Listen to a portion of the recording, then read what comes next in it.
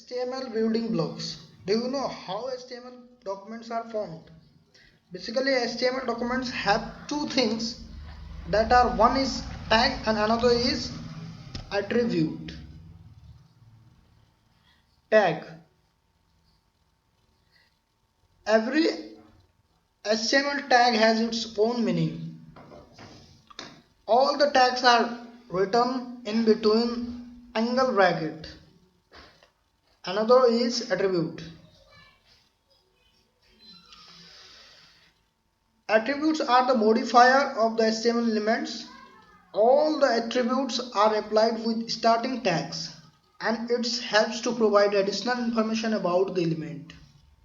Let's see the example of attributes and its value of a tag. Here h1 is the tag and it has attribute width.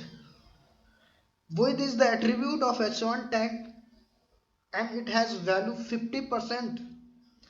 It has attribute value 50%. This is the attribute which is applied with the starting tag, and understand HTML building blocks is the content which is written in between starting h1 tag and h1 closing tag, and h1 is closing tag. Here h1 is the tag and width is the attribute name of that h1 tag which has attribute value 50%. Okay,